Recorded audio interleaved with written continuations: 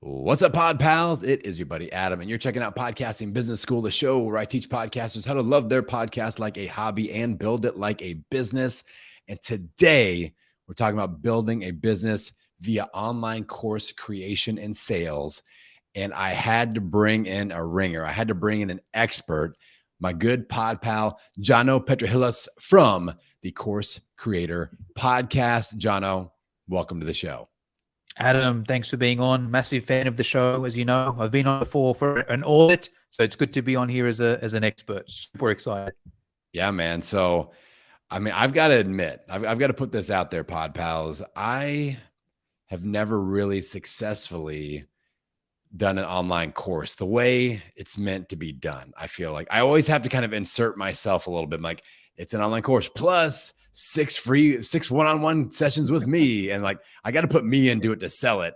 So I'm very curious. I need to get better at this. Like, this is a year where I'm looking at kind of the chinks in my armor and like, where am I a little bit weak with my business game? And I feel like this is one of those spaces. So I'm like, Jono, come on the show, man. You got to teach us your magic here. So I came up with an interesting question to get kind of a little bit about your background, but also kick off the conversation here.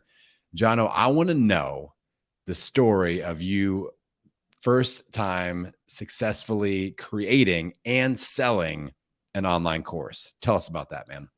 Yes, good question. Well, off the bat, I'm actually the opposite to you, Adam.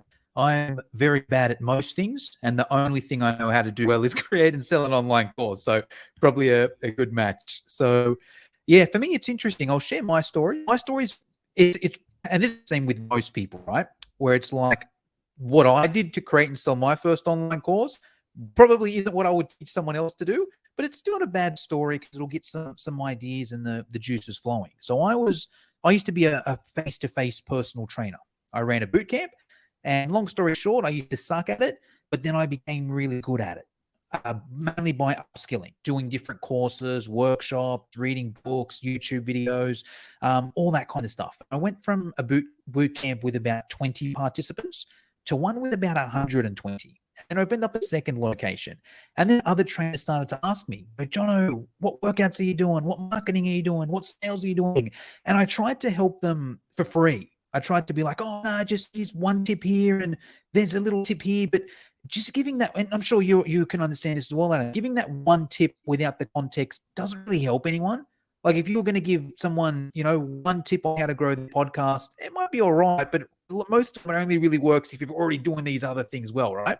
So I was like, well, I can't really help these people for free. And also I can't really just say, yeah, no dramas, just do these 10 courses that I did. Just spend the next 2 years and thousands of dollars doing these 2 courses and you'll be there. So it's like, there's got to be a way that I can just simplify everything I've known into one course that I can just give to someone and be like, hey, Adam, you want to run a successful bootcamp? Here's everything that I do from A to Z. So that's what I want to do. And this is back in 2014. Online courses weren't that big. So I was tossing up between like whether to run a face-to-face workshop or an online course. But when I was weighing it up in my head, I was like, well, I'm already working my butt off Monday to Saturday anyway. The last thing I want to do is spend my Sundays running this course. And even still, if I'm doing it face-to-face, I've got to market it. I've got to find a venue. I've got to pay the venue. And then what happens if I get there and no one turns up? Then I've wasted my time and my money. Or worse still, what happens if I get there and only one person turns up? Then I actually have to run the course. At least if no one comes, I can go home and kick back. So I was like, I got to do this online thing. But I had no idea how to put together an online course. It was 2014 or something. So I was inquired to a website guru, and they were like, yeah, we can get together a website, put your course on there, and it's $10,000. And I was like, ooh, a lot of money. I don't even know if it's going to, fly. So I'm going to pause that. And I was scrolling through Facebook, and an ad came up to purchase an ebook. And I wasn't a tech guy, wasn't an online guy. I was a fitness guy. I didn't know what an ebook was. So I was like, oh, this is interesting. Let me buy it. So I bought it. And then as I was scrolling through, I was like, hold on. This is just a Microsoft Word document saved as a PDF. And I'm like, I'm a technological dunce, but I know how to open Microsoft Word and save it as a PDF. My course is going to be an ebook. So I paired with my business partner at the time, Travis, shout out if you're listening, and we put together this solid ebook. It was literally everything you need to run a successful bootcamp. And I was like, okay, great, it's good, but there's one problem. It looks just like a Microsoft Word document. So I was like, what am I going to do? So I went to my old friend Google again.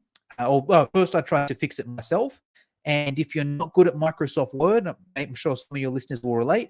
If you're not good at Microsoft Word and you try and edit it, you actually make it look worse. You don't know what indents are and wrapping is, and you put a photo there and it gets you on the next page. So made it look worse. So I was like, what can I do? I was looking on Google for tips or whatever and stumbled across the website Fiverr. Now, I'm guessing most of your listeners know what Fiverr was, but once again, back in 2014, I was a fitness guy, didn't know what it was. It changed my life. I was like, man, I can get anything I want on here for $5. And I was scrolling through some of the things, and I found a guy, some of the things I saw, there was a guy on there that said he'd slap himself in the face for $5. So this can't be real. So I bought it because I wanted to, like, is this stuff real? So I bought it. And I'm like, if this guy actually does it, what an idiot. Some of the things people do for money. And anyway, I bought it. And within like 5 minutes, he sent me an email of him slapping himself in the face. And it was a solid email, right? A solid slap. It wasn't gentle. Like he went all out. I was like, was he like, Jono, this is for you? Like, did he have proof? Did he hold up a newspaper so you know what day it was? Like, was the proof that he did it in the moment? That's the thing. I didn't know at the time. And then 5 minutes later, I was like, hold on. He didn't do any of that. I went back, looked at it. It was an unlisted YouTube video that had 100,000 views. Oh my God. This guy slapped himself in the face once and sold it 100,000 times on Fiverr. He made $500,000 from slapping himself in the face once. That gave me two things. First, I was like, what's my excuse? And this guy as well, Adam, he was like, you can imagine the type of guy, right? He had no personality, no charisma, no sense of humor, could barely speak English. And that guy made $500,000 slapping himself in the face. What the hell is my excuse, right? But also, another thing, it showed me the power of online courses, showed me the power of do the work once and then never again, all right? But also, it showed me the power of unlisted YouTube videos. So I was like, you know what? My course was just a Microsoft Word document. Let me take some videos. Let me take just from my phone. Let me upload them to YouTube. Let me now put that unlisted YouTube link in the course. Now it's a video course as well. Now, and I also found somebody else on Fiverr that would edit it for $5. So it was literally $10 production, right? $5 paying the guy to slap himself, $5 for the document. Had the online course, and it was good at it, right? It may not have been the most well presented. And this is where I say, like, I wouldn't do that today because there's platforms out there like New Zenler, like Thinkific, where you can get really good free course platforms as well. But the moral of that is it doesn't need to be amazing. The content was amazing, which is a thing. And that's a comment. You can speak about course platforms as well. But a lot of people like, Jono, should I use Kajabi or Teachable or Thinkific? Doesn't really matter. Like, you could deliver it on Carrier Pigeon if you want, as long as the content in there is good. Like, it doesn't really matter. So that was the first course there that was created. Now, for most listeners, and a lot of people might have experienced this themselves as well, creating the course is the easy part, right? Selling it is the hard part. Yeah. Now, I had an element of luck. I'll share what happened with me, but then I'd love to give some practical tips as well for the listeners in case they're not in that situation. There were a few things that I look back and I know they were good now, but I just got lucky at the time in doing it. One of the things is that my course was very niche based. It was a course for a specific occupation, right? And I know there's a lot of marketers out there that say, hey, you got to pick one gender, pick one age or whatever it is. And there's advantages to that as well. But there's a massive advantage just to targeting that one demographic. Because the course speaks directly to them, so it's easier to sell. And I'll also put it in perspective a bit as well. So now I've got about 40, 50 different online courses, generates about $1 million a year. And the courses, they're good. Part of the reason why they sell is because they're specific. Some of my courses are sales training for fitness professionals, Facebook ads for fitness professionals, there's a billion sales courses out there, and they'll be better than mine. But the reason why mine sells is because it's specific to that one demographic. The stuff in the course is specific to that one person there. And from a buying side of things, okay, I can do this sales course that's for anyone, or I can do it that's specific for fitness professionals. I'm going to buy that one there. So that was one thing I got lucky on there. The other thing I got lucky is there was already proof of concept, because I was going to courses every couple months for 2 years, and they were packed.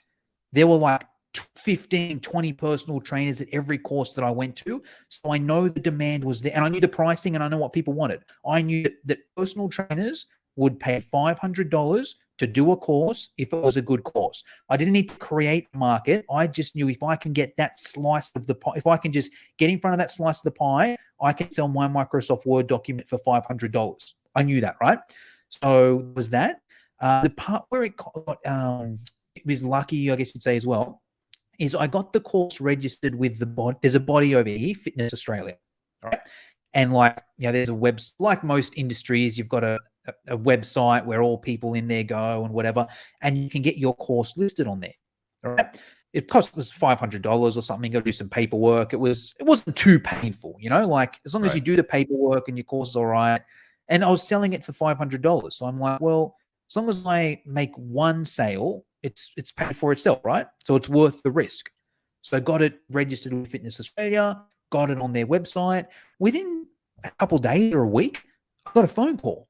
Someone's like, hey, Jono, I'm on this website here and you've got a course and it looks good, but how do I buy it? And I was like, in my head, I'm like, that's a good question. But I'm like, hey, I'm just in a meeting. Can I call you back? So, went to my old friend Google and I was like, how do you sell things online? And I found PayPal is an easy option. So I was like, yep, great. Got a PayPal link, sent it over, happy days. And then about a week or two later, another one of those came through. And then about a week or two later, another one came through. I was selling about 2 or 3 of these a month, which is not a lot, but it was probably $1,000 a month doing absolutely nothing. So I was like, okay, there's some demand there. But also the part that I was hesitating with was I was still a bit in doubt of myself, because I remember when I got the first feedback form back, right? Because I was like, oh man, like, are these people going to be like, just send me a Microsoft Word document, I want my money back? Or, are they going to be like, I already knew this stuff, it's a bad course. So I was so nervous opening that first feedback form. But when I opened it, the feedback was great. It's such a good course. It's got everything you need. I could do it in my own home. It was comfortable. Whenever I wanted to, I could do it when the kids were asleep. It didn't have to be a time-based thing. So good. And that was like the first kind of 3 bits of feedback I got, all super positive. So that's when I was like, okay, I'm going on this. I'm making $1,000 a month doing absolutely nothing. Imagine if I actually put some effort into this. So that's when and we can get into different situations there, but that's kind of the origin story there. Well, that gives me hope. I know a lot of my listeners where it's like, what I was hoping you wouldn't say is like, yeah, and I went into Kajabi and created this $2,000 course and sold millions easily. I created a funnel. I had a dream about a sales funnel, and it all worked.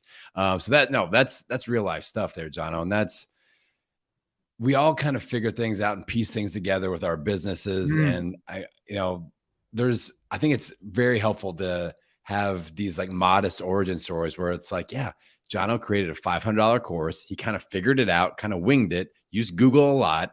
And I'm sure that you have evolved since then. Now, like, we should say that it's not still a Microsoft Word document. We should say that. Yeah. Now he charges $5,000 for the Microsoft Word document. Go get it. So I want to talk a little bit about like best practices of like, what do you see in the online course space now that is working, both from just like a content, like creating good stuff, but also being able to sell that good stuff? Do you have any insight, tips, best practices that we could dive into?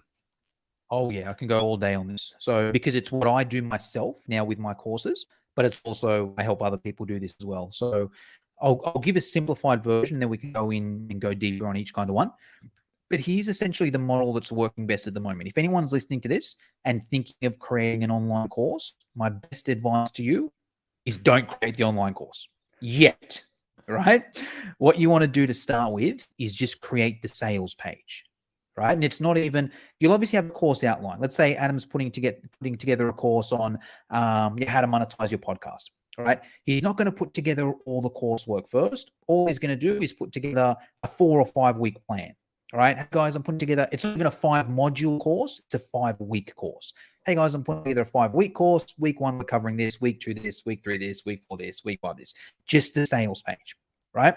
Adam will then plug that to his audience, whether his social media, his email marketing, and one of two things is going to happen. Either A, people are going to buy it. If so, happy days. What he's going to do is create a module a week for the next 5 weeks. And then at the end of the 5 weeks, he's got his online course on demand that he can sell. He's got his online course that he can sell on demand in future. He can either choose to do that live. He can say, right, guys, we're meeting Monday at 12 p.m. or whatever, and do it live with people there. Or he can just say, hey, check your inbox at Monday, 9 a.m. and the latest module is done. He doesn't have to do it live. Depends the way he wants to. But either way, that's one option. That's great. Happy days. And then the advantage of that is you get the course done quicker. But there's a bigger advantage to that. Because let me ask you, Adam, how long do you think it takes the average person to create their first online course from when they start putting pen to paper to when it's launched? I mean, I'd probably say at least 2 months. At least 2 months. I want to go longer, but that's my guess. Best guess. About a year is what I find. Right? Yeah. Yeah. That's so much worse. Yeah. But I'm sure a lot of listeners will relate. Like if you're listening to this, even the thought process, from when you've thought, I might even ask you, Adam, from when you've thought of creating an on-demand online course to when it's actually done, you know, like it's a so yeah. So say 12 months. And here's the thing, right? Here it gets worse though. Most people spend 12 months creating that online course, but then it doesn't sell. It doesn't. Yeah. That's the worst. It doesn't sell. That's the worst. It's okay if you do it and it. I was lucky. I did it and it sold, right? Most people, they don't. They do it and it doesn't sell. The reason it doesn't sell is because it's not exactly what the market wants, right? So what usually happens in that situation is someone will spend 12 months putting together, they launch it, it makes absolutely 0 sales. Then what happens is they spend another 6 months to a year trying to sell it, even though it's a bad course. I shouldn't say bad course. It's not what the market wants, right? Because they're pot committed, right? They're like, oh man, I've spent a year and all this money and time creating this course. There's no way I'm giving up now. I've got to make it work. And you kind of dig your heels in. You spend another year and then it doesn't sell. And then after about 2 years, you kind of like, you know what? I'm going to create a different course that the market actually wants. And then they create that course and then they're successful. But the problem with that is it takes 2 years before you make any money, right? The advantage of this system is you don't create your course. You don't spend a year doing it. You've got no attachments to it. What you do is you create that sales page. You give it a plug. If people don't buy, okay, it sucks. But thank God you didn't spend a year creating it and then a year trying to do it. You just know, okay, that didn't sell. Let me, and you're not committed to it because you haven't done any work. You're not committed to it that you need to keep going again and again. Tweak it a bit. Okay, maybe Adam finds out it's not the monetization people want, it's the growing. Maybe it's the guest posting they want. Maybe it's the, how to be a better speaker. Maybe it's the tech. There's so many, like, whoever you are, whatever your idea on your course is, there's so many little variations of it or tweaks you can do to do it again. So that's my suggestion there. Don't create the course, just the sales page. If it sells, happy days. You've now got you do it week by week. You've now created in 5 weeks and it's validated. You know that the market will buy it. So then it's just happy days. Now you've got it on demand. You can sell it again in 6 weeks' time. Now you don't even need to create it. It's free money. There's nothing better than free money. And you know that it's the whole key there is the validation. People have already bought it. It's not people have told you they're going to buy it. People have already bought it. You know it's going to sell. And then even from there, if you have a successful second launch as well, Facebook ads, happy days. Like, it's something people want. And you've already got it in front of the people that you've sold it to your warm audience. If you just get it in front of the right people, they're going to buy it. Great. Just amplify that. It's a whole other discussion on Facebook ads, but simplified version, you're selling a course for $500, right? Even if you put, and here's even, I'll share a simple example here. let's say I've got a course that costs $500.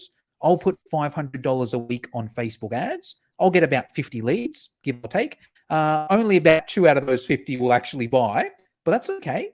I put $500 in, I made $1,000 back, so 2 times ROI, and I've got 50 new leads in the database who are going to buy later.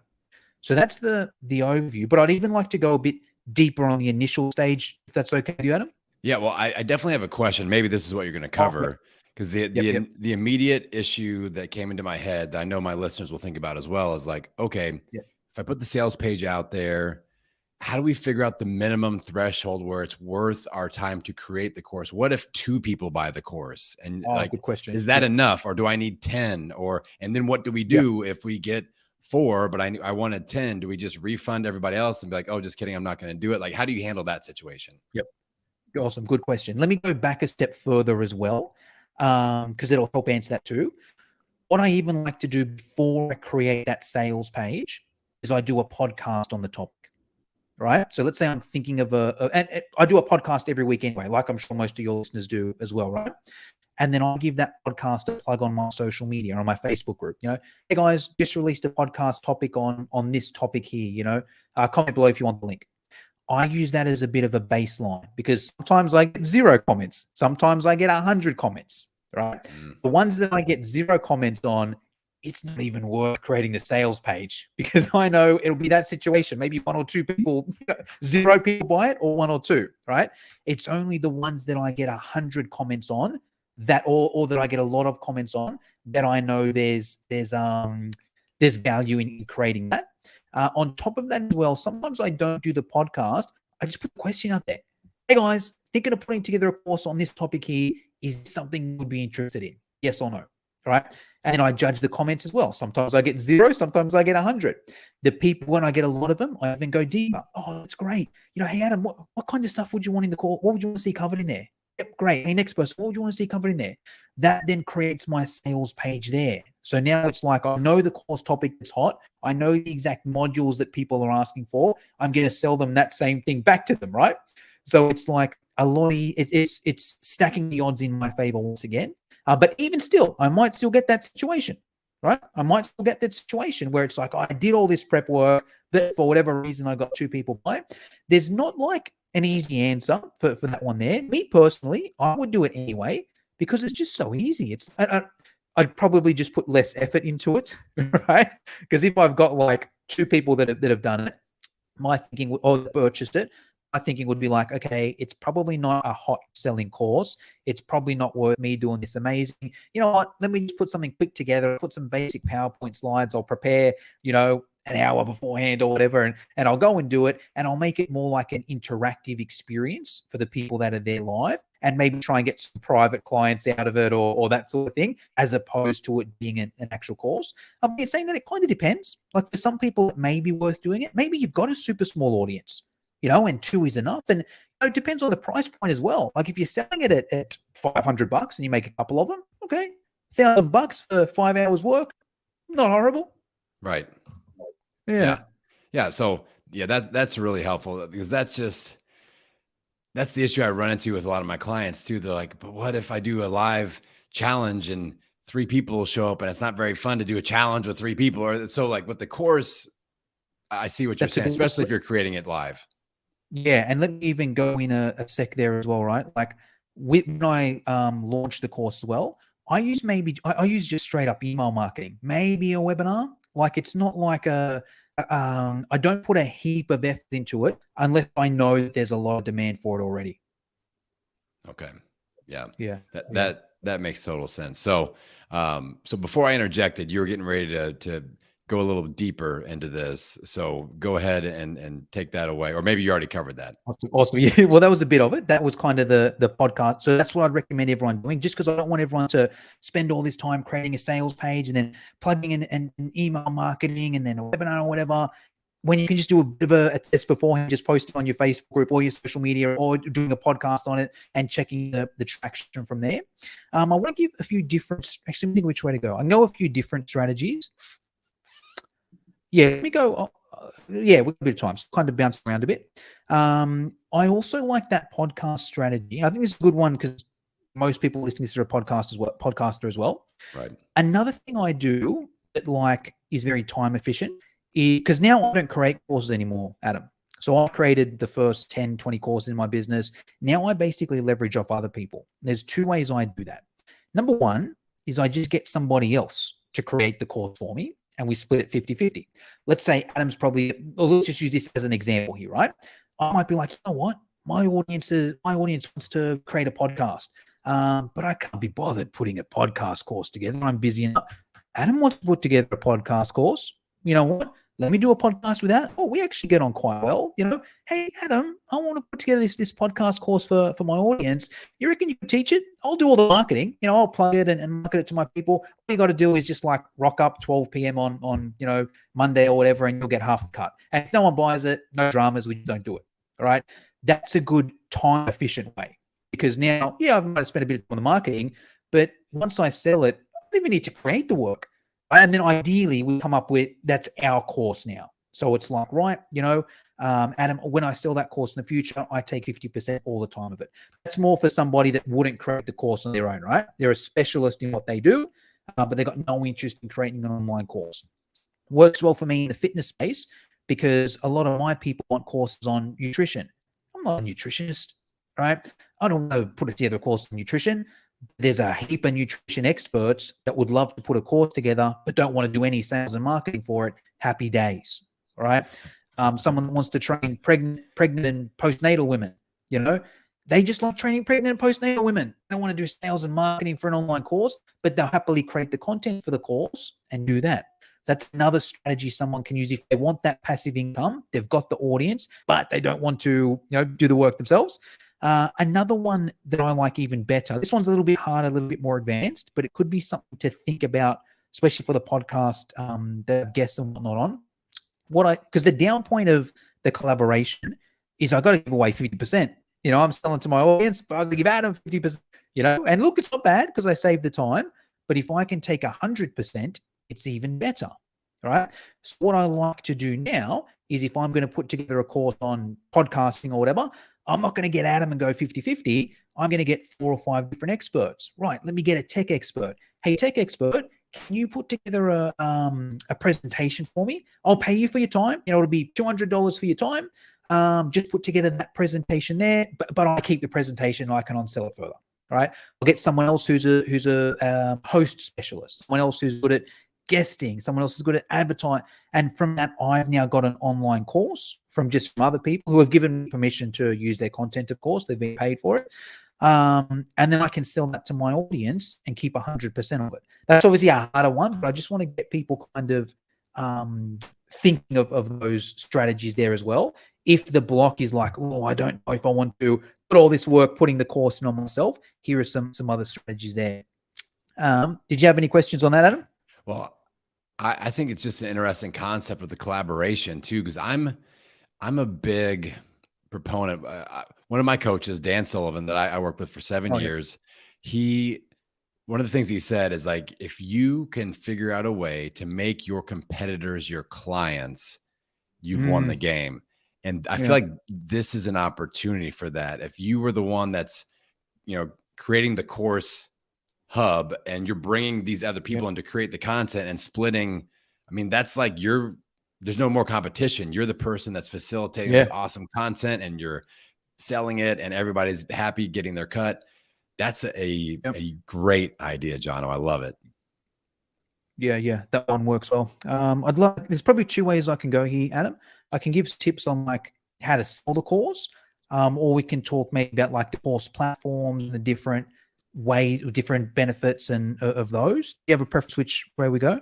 Let's briefly make a pit stop at pricing and then let's go into sales, because I know when I talk to people about creating anything and, whether it's a 2-week one-on-one consultation or a hybrid coaching program or whatever, they're like, all right, and how about I charge $12? And it's just like, oh my God, like people undercharge it's just a heinous crime that we do as entrepreneurs. So like price point wise, do you have any guidelines? Do you have any goals? Would you have any challenges of Like when I work with somebody, I'm like, if you have a signature program, I want it to be $1,000 or more. Like I don't want you going below that. So any thoughts around that? Okay, so it's a very interesting question, all right? And I've got a heap of thoughts on it. So let me summarize them here. So there's a couple things. Number one, you want the price to make sense, right? And a lot of the things out there for like $7, $12, they're either just a lead in for something else, or it's someone that's got 1 million followers. And it's like, great, 1 million people buying a $7 thing. It makes sense, right?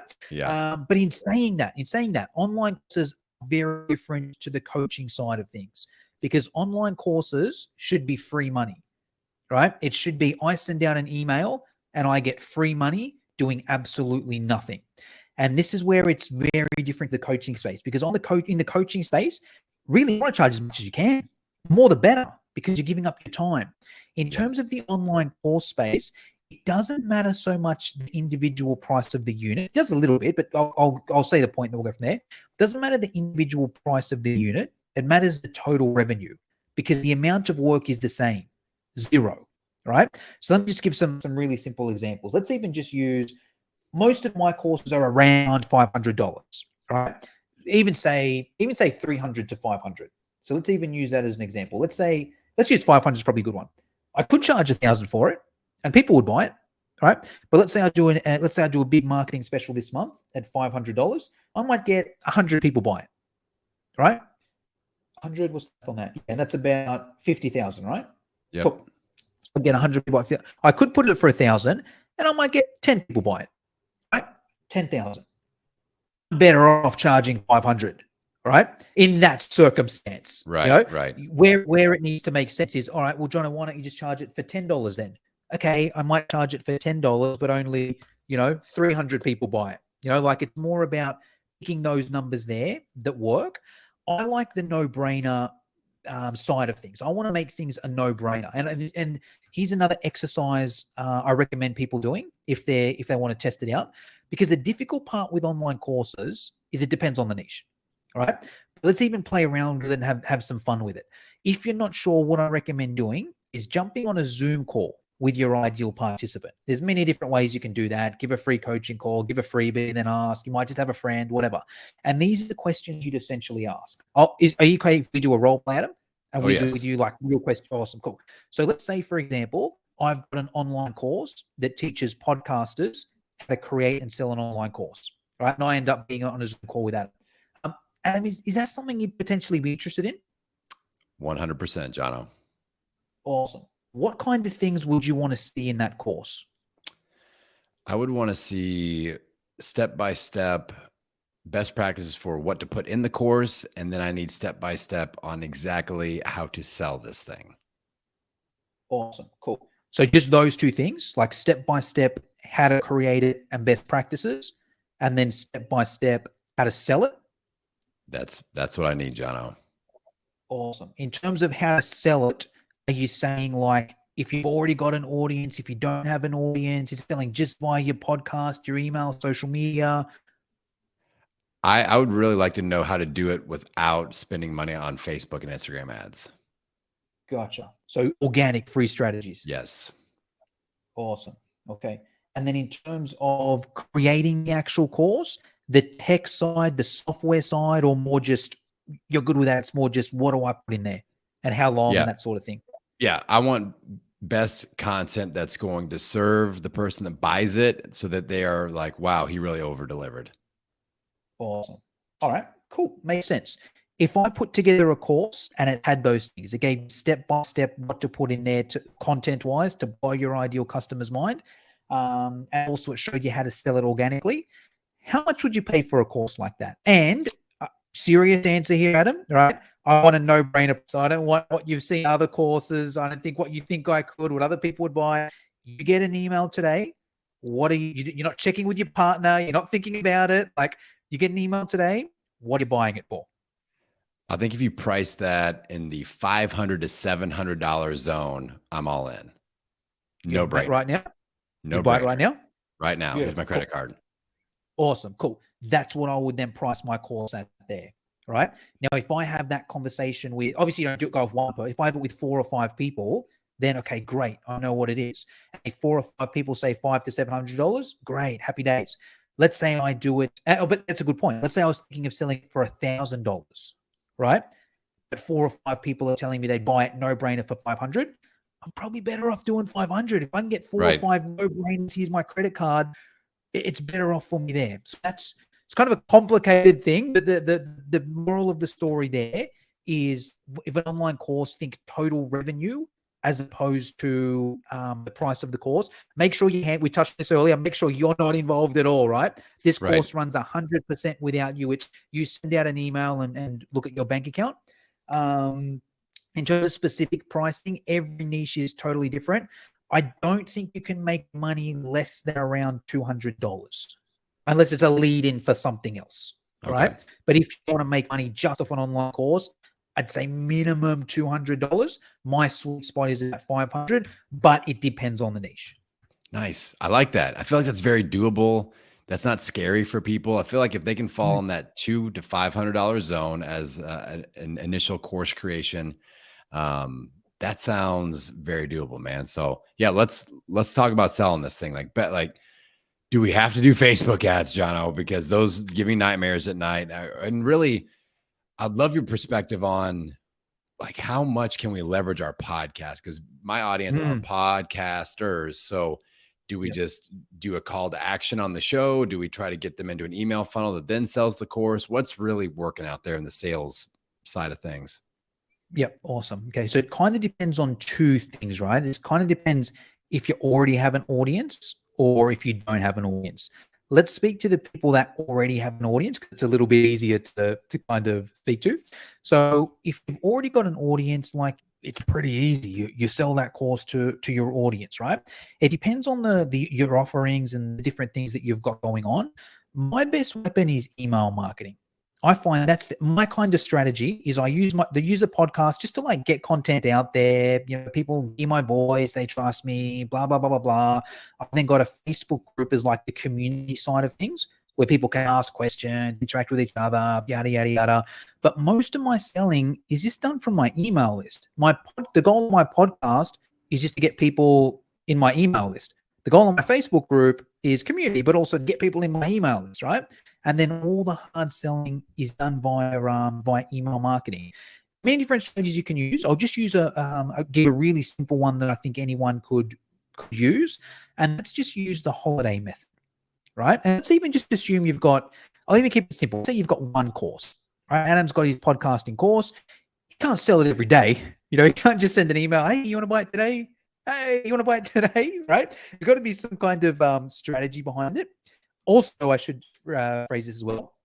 In terms of online courses, this is the one time when I think it is actually handy to discount. It's not a good idea to discount your services because you're selling yourself short. But in the online course world, it's free money. You can sell for whatever you want, right? So what most people, including myself, do is on the website where hardly anyone buys it, you just jack your prices right up on the website. And if someone happens to buy it, okay, they pay a few dollars more, whatever. It's still worth that. It's still worth whatever they've bought on the website.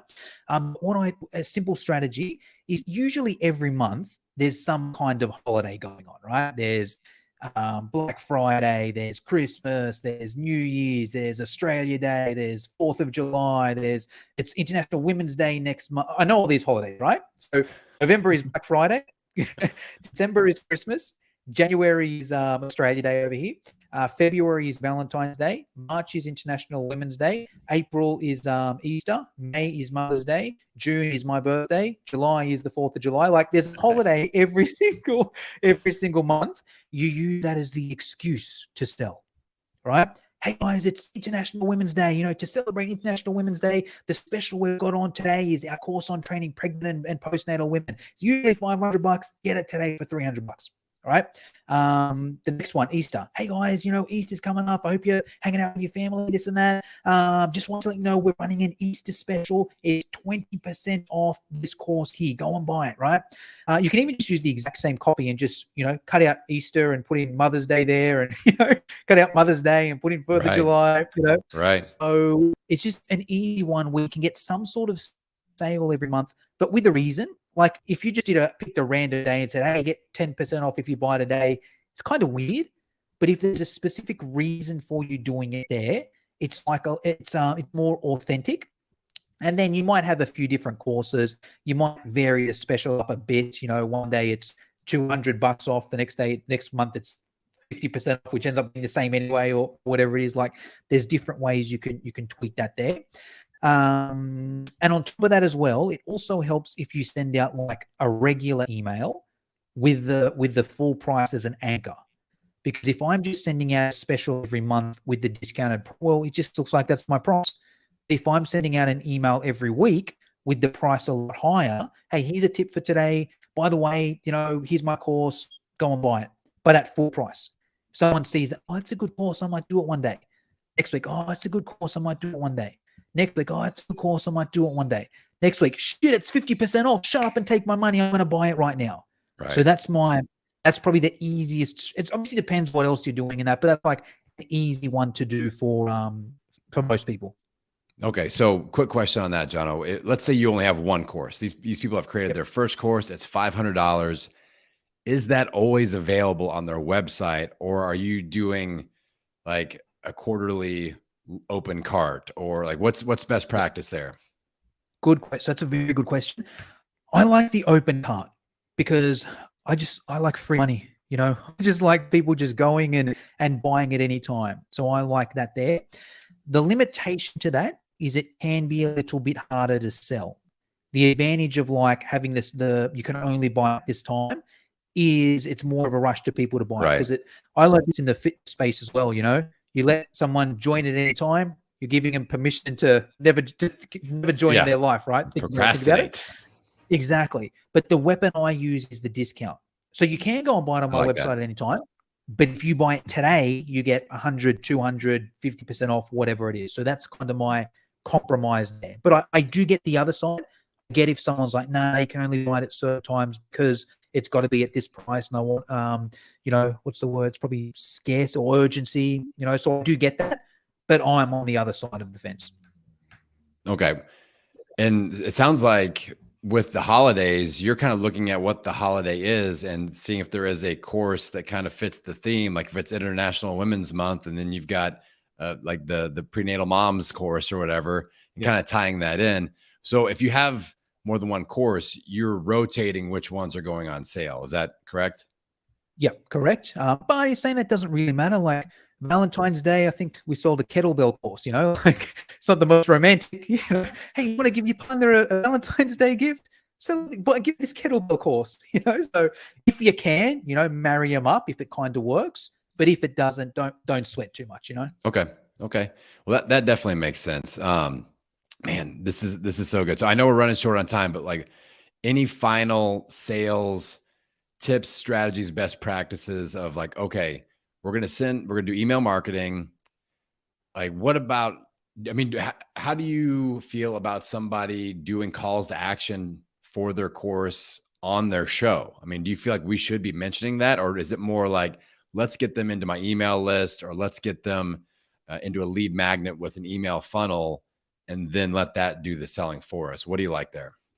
Yep. Good question. So I can't really comment on that one because I haven't used my podcast like that. I just haven't tested it, you know, maybe it will work. It's probably a good test for me to do because I already got the back end in play, you know, so I can just add it on there. But I personally haven't used that, so I can't really comment on it. I've just always been right. Just get on the email list, and then, you know, use my email list as my main kind of weapon, I guess you'd say, or tool. Yeah. I mean, I'm actually the same. Like I've got programs, products, and services, and people never find out about them on the show. Like some people are like, do you offer things? I'm like, because I'm always talking about my lead magnets or my PodPal Zoom parties. Like, I just want to get people to that next level of interaction so I can actually build a relationship, and they get on my email list. And I do very well with sales from my email list, just like you. Like that's where I've got my world famous Wednesday newsletter that goes out, and people are all about it. And then there's sales opportunities that pop up. So my man, you have motivated me to do this. I am going to create a non-Adam involved online course, a standalone online course, and I'm going to dedicate all the sales to you. I might just give you all the money. There we go. So if it sells, give me an affiliate link and I'll plug it to my audience. There we go. There we go. All right, Jono. I want to make sure that my audience can get into your world, man, because you have so much good content. Your podcast, your Instagram feed, your Facebook group, your email stuff. Where do people go to get into your world and get connected to all things Jono? Yes. So I'm not Mr. Creative. So all you need to do is just type in Course Creator Community. The best options are my Facebook group and my podcast. Course Creator Community for both. Course Creator Community. Get out there and get into that, Pod Pals. Jono, dude, this has been exactly what I needed. And usually when I get what I need, my audience does as well. So I appreciate you coming in from the future in Australia and coming back here to teach everybody all across the podcasting space. My man, this was awesome. So thank you very much. Awesome. Thank you, Adam. All right, Pod Pals, hopefully you are ready to get into action just like me.